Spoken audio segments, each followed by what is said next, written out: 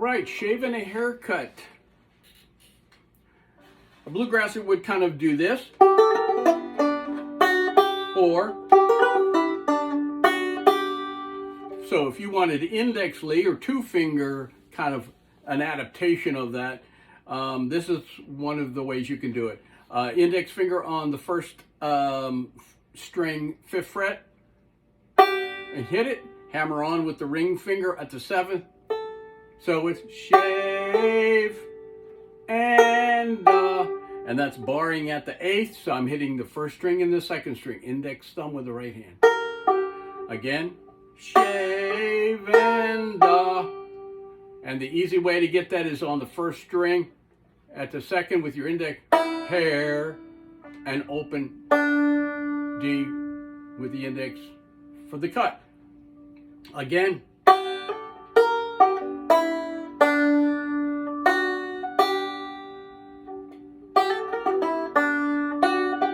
So that's index, lead, two finger, shaven haircut, just one way to do it. Hope you're doing well. I'm knee deep in grandkids and other things, and restoring banjos as we speak. For your edification, this is a circa mid-1920s, 26, 27, 28, I forget, original Vegaphone Deluxe 5-string. And this banjo probably was sold without resonator, without flanges, because the bracket band is engraved.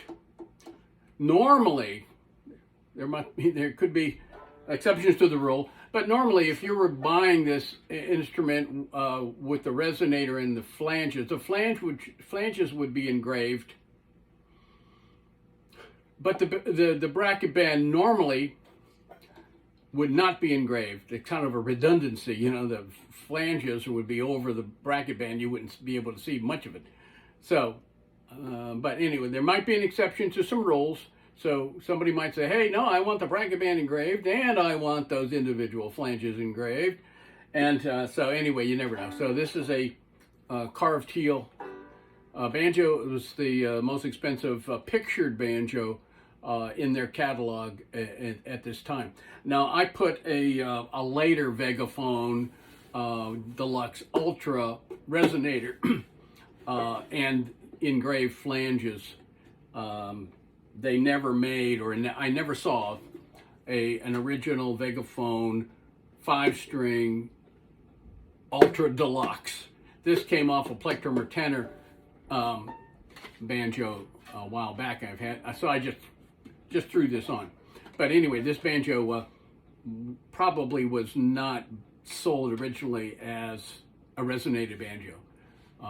It was probably sold as an open back. And a little kind of historic significance to this banjo. This banjo was, amongst others, was written up in Esquire magazine. And the title of the magazine, the article was Return of the Banjo.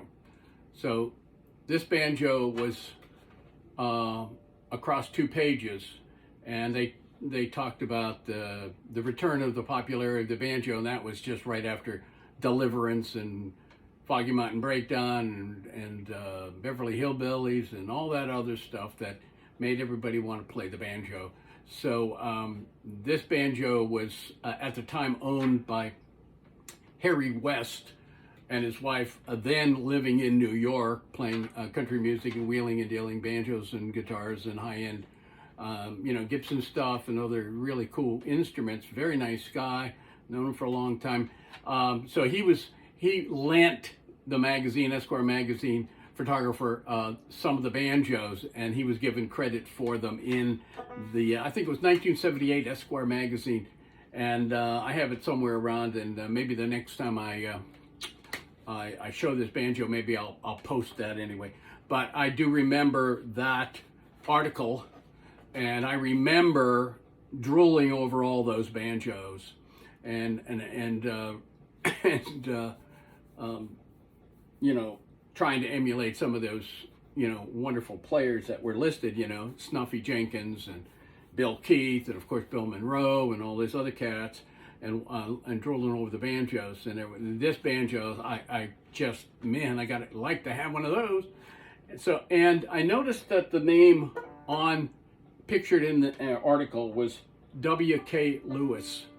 I always remember the name, and I cut out the article and threw it away, or I put it, in my stash. And then all of a sudden, I see amongst some very high-end artwork at auction, and two high-end cars, classic cars, which I love. There were some banjos. So I clicked on the auction house, and they said 2 banjos, and they pictured this banjo, and I saw the name, and I said, that's the banjo. So anyway, I do have some provenance found in the case, and next time I show this banjo or play this banjo, I'll mention who I believe was the former owner of this instrument. I would really like to, I did some research.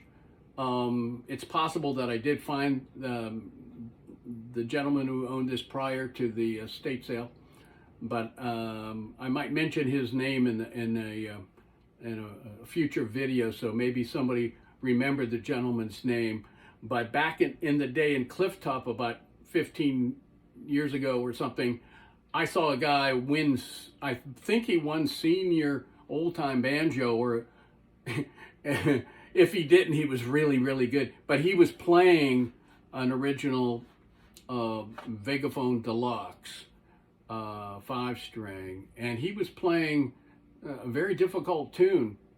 Anyway, next time. And this is a skinhead, 10 and 15/16. It's not a very loud banjo, but I believe this banjo isn't as loud as some of the master tones and things like that, is only because this resonator, the resonators are flat.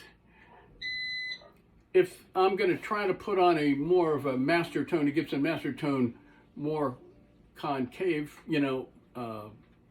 resonator, and then that would bring out more sound out this way.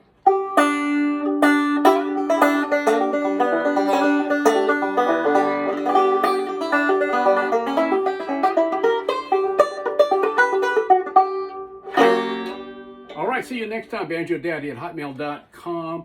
I do Zoom lessons, and I do repairs, now limited. I got so many restorations. And I will have some banjos for sale, so some pretty nice rare ones. So anyway, keep in touch, and see you on the flip side.